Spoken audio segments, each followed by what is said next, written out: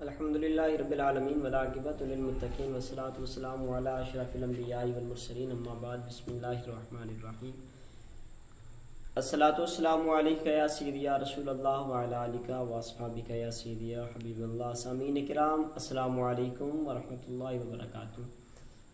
آپ دیکھ رہے ہیں آپ کا اپنا قاری خالد اسلامک یوٹیوب چینل۔ امید کرتا ہوں آپ سب احباب خیریت سے ہوں گے۔ جتنے سننے والے میرے دیکھنے والی میری مائیں بہنیں بیٹیاں، امید کرتا ہوں اللہ رب العالمین سب کو اپنی حفظ و امان میں رکھے اور سب کو قدم قدم پہ اللہ رب العالمین اپنی رحمتوں کے سایہ عطا فرمائے۔ آج آپ ایک غلام کی سخاوت پہ کچھ معروضات سماعت کرنے والے ہیں۔ آپ سے گزارش ہے کہ ہمارے چینل کو سبسکرائب کیجئے گا، بیل آئیکن کے نشان کو دبائیے گا تاکہ ہماری ہر آنے والی نئی ویڈیو اب تک بالوقت اور بلا واسطہ پہنچتی رہے۔ حضرت عبداللہ بن جعفر طیار رضی اللہ تعالیٰ عنہ سخاوت میں بڑے مشہور تھے، آپ بڑے سخی تھے۔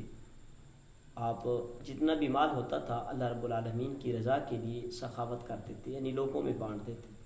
ایک مرتبہ آپ کسی علاقے میں سے گزر رہے ہیں، گرمی کا موسم ہے، ایک باغ سے گزرے ہیں تو کیا دیکھا، اس باغ کے اندر ایک غلام ہے جو وہ باغ کی کھجوریں وغیرہ اکٹھی کر رہا ہے، یعنی زمین سے اٹھا کے ایک جگہ پہ ڈھیر لگا رہا ہے، اور بھی دیگر بھی چھوٹے موٹے باغ کے جو کام تھے وہ کر رہا ہے۔ حضرت عبداللہ ابن جعفر طیار رضی اللہ تعالیٰ آپ کو اس کی ادا بڑی پسند آئی۔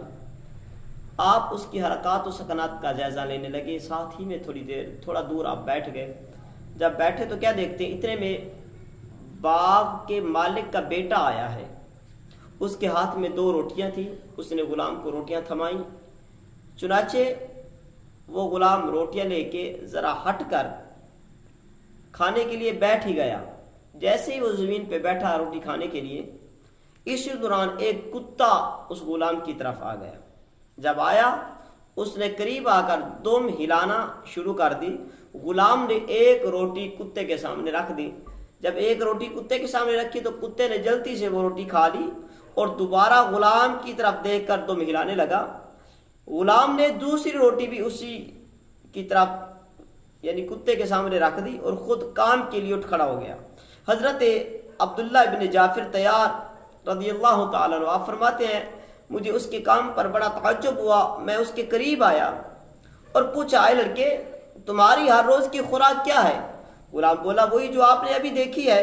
حضرت عبداللہ ابن جعفر طیار رضی اللہ تعالیٰ عنہ نے فرمایا، پھر تم اس کتے کو اپنی دونوں روٹیاں کیوں کھلا دی؟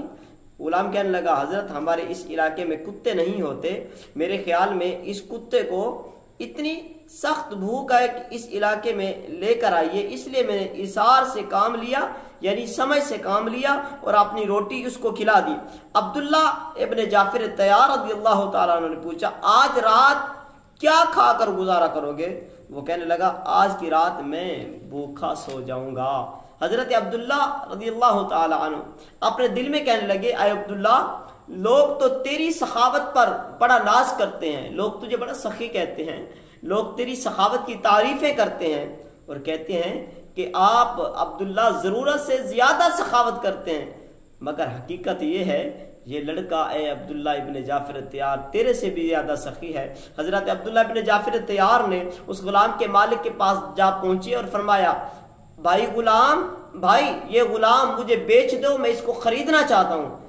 غلام کے مالک نے پوچھا، حضرت آپ اس کو کیوں خریدنا چاہتے ہیں؟ حضرت عبداللہ جعفر طیار رضی اللہ تعالیٰ عنہ نے پچھلی ساری بات جب ان کو سنائی نا تو آپ نے کہا، یہ بات سن لے اور میری یہ خواہش ہے کہ میں اس غلام کو خرید کر آزاد کر دوں اور چنانچہ یہ باغ بھی خرید کر اس کو ہدیہ کر دوں تاکہ یہ بقیہ زندگی آرام سے گزارے۔